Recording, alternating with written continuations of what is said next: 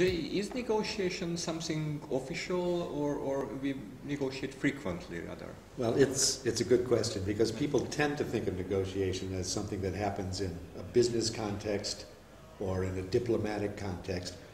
But as a matter of fact, as I tell my students, we all negotiate every single day of our lives. Anytime that you want to come to an agreement with another party and you have some interests that are in common and some interests that are not, negotiation is a path to coming to an agreement.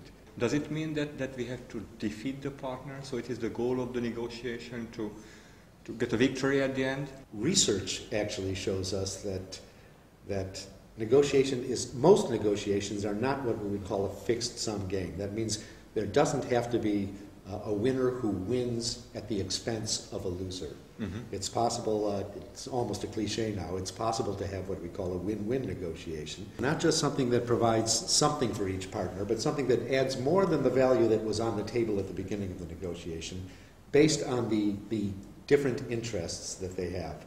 There's a model that we use as what I call our target model when we teach negotiation here, and that is the Harvard Law School model of principled negotiation.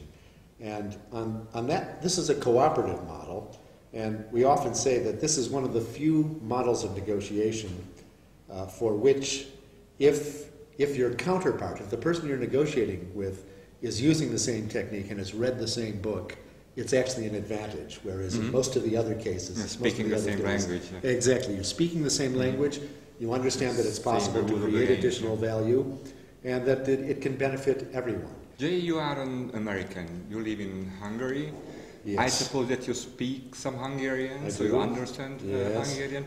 Is there such a thing as a Hungarian negotiating style or American negotiating style? You teach absolutely international classrooms, so do you see any cultural differences between the styles of different students? Of course, I do see differences. I've lived in 5 different countries, and we have students in our classes from many, many different countries. And one of the major subjects of discussion is what the cultural differences are. There are probably as many different negotiating styles as there are different people. Mm-hmm. Both Americans and Hungarians score high on the individualism scale, mm-hmm. which in a way makes them slightly less predictable. Hungarians are probably a bit more risk averse. They don't gamble as much in a negotiation as Americans do. Mm-hmm. Sometimes this is an advantage, sometimes it's a disadvantage. Sometimes mm-hmm. you can gain more by taking a greater risk. But in general, empirical research shows us that those who take the biggest risks, the biggest gambles in negotiation, do the worst. Mm-hmm. So actually, it's probably not a disadvantage. Art or a science negotiation? We have a lot more scientific information about what works and what doesn't work in negotiation than we had, say, 20 years ago.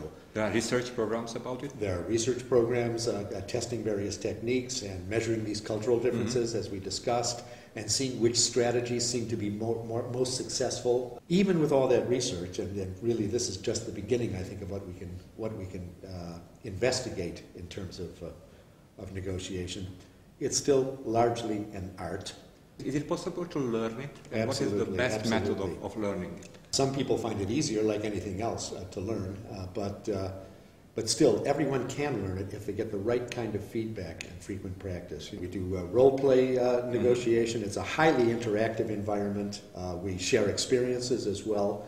So yes, we get some practice, and what we're really learning in the course is not just principles of negotiation, but how to practice so that we can go out and practice in real life. Because in a single course, you can never get enough practice to make you a great negotiator. But you can get a start. Yes, Jay, thank you very much. It was very good to negotiate with you. Thank you, Jerry. You too. Thank you.